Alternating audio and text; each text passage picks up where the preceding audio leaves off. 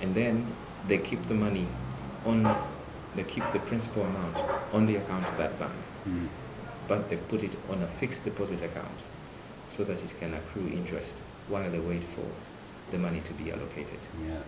So that could take years. It could take some time as people are trying to, to write proposals and plans of how they're going to, do all these kinds of things for people with HIV and AIDS. And while that is happening, somebody is accumulating interest and they still have the money available. And when it's needed, then they'll post it, and they've made a killing off of it. So for them, that money is very important. Yeah. It's very important. According to the Commission of Inquiry that we had on mismanagement of the Global Fund, in a nutshell, that is what was happening. Yeah. In fact, somebody at DFCU, there was someone at DFCU Bank who was fired as a result of that. One of the banks there. Yeah. And it was this confession that opened our eyes to what was actually happening, because we'd have never known that, people actually make a lot of money off exchange rates. And has he actually been punished? Well, he was. He lost his job. That's one thing I know. Whether he was sent to jail or what, those are very hard stories to follow up, because that's sending a rich man to jail. So I do not know how far to jail he went. Many times those stories are very hard to follow up. And do you think that he was one of the bigger fish or one of the smaller ones? Well, he was a stooge. There's a stooge. Yeah. Yeah.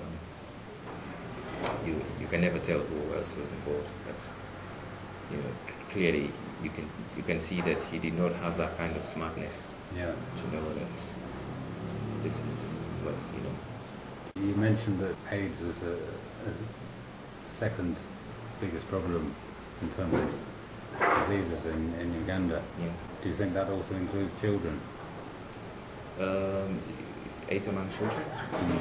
Surprisingly, there's a lot of talk about AIDS orphans, for example, and not all AIDS orphans have HIV. They just happen to have lost their parents. Yeah. And I think the last time we checked in the census, it was about 1.5 million estimated AIDS orphans. Is it the same problem with the children? I wouldn't think so. But at least according to the stories that we have and the statistics that we have available, it is not. Actually, the number one killer is malaria. Yeah. Among young children. Yeah. And that is, I think, where the attention for most health workers has been concerning children. Yes, and the talk about HIV and AIDS is usually minimized to, we're dealing with the orphans. Yeah. It's still a mystery, though. The mystery is how, if a child is born of two HIV positive parents and is born negative, and AIDS is sexually transmitted, how did the child survive the AIDS? I don't know. In a survey report from Uganda Bureau of Statistics, 2007, so-called AIDS for children is put down at 6%, but according to a reliable source of mine, that figure actually should be 2%. And in the case of mild May, they take in a lot of children who are clearly malnourished, and they give them food and they look after them. But they only take in the 2% who are deemed to be HIV positive. All the others are discharged. And yet the other diseases that children suffer and die from, as you said, malaria, followed by meningitis, followed by neonatal and perinatal conditions, and then pneumonia.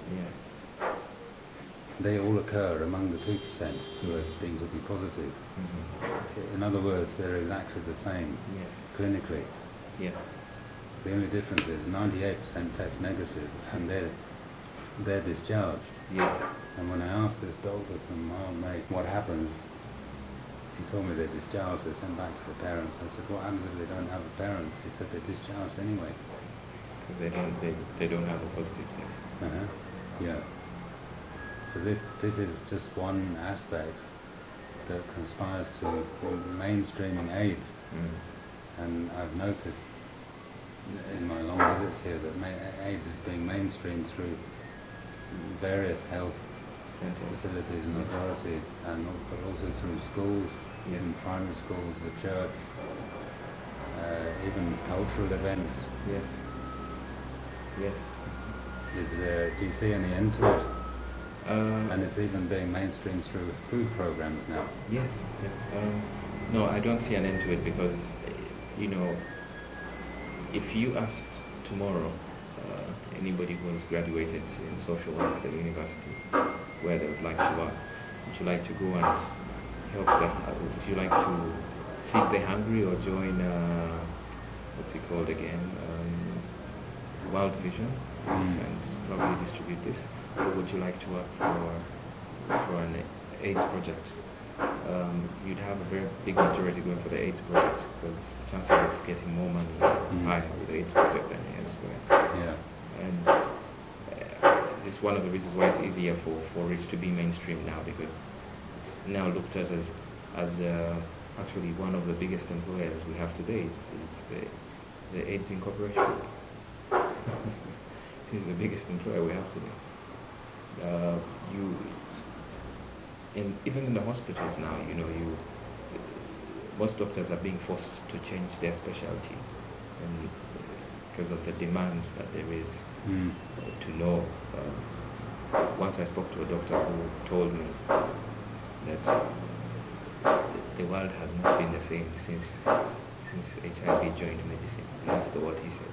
And was he saying that with a smile on his face? He's saying it, yes. He said since HIV joined, since AIDS joined medicine. Yeah.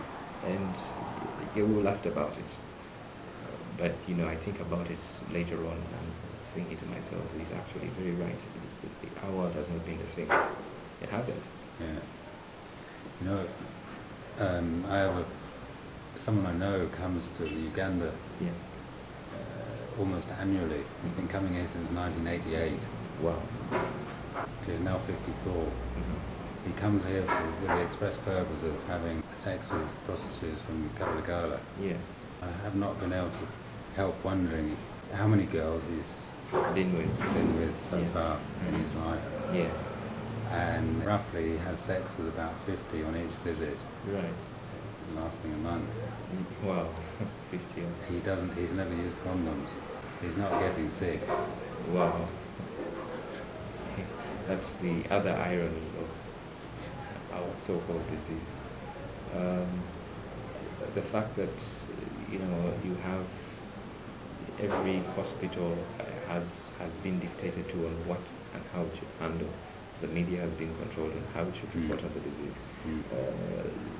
When you go to do a test, there are certain set guidelines and standards for the laboratory people. It is such a very funny, controlled. You just feel like this is like a supervised religion, where the people who are supervising it just know when to push which buttons. Yeah.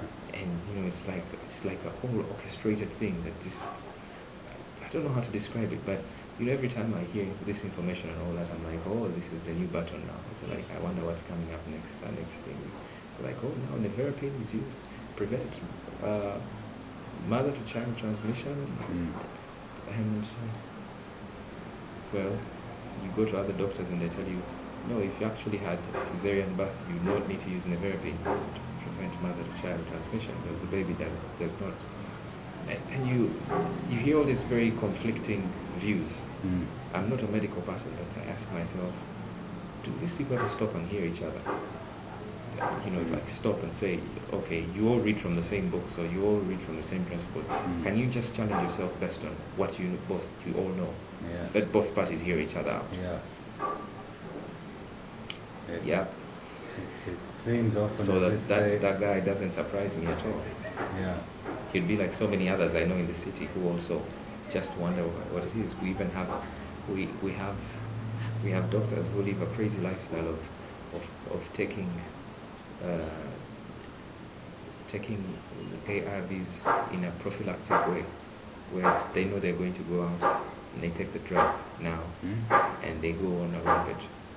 Really? Yes, and then they know that they're taking their own drugs. Yes, they take their drugs and then they go on a rampage. It's like more like if there's such a thing, if I'm going to catch anything, then I've already taken a drug. So because they believe that HIV is sexually transmissible, but they prefer to take the pills and use condoms. Yes. Yeah.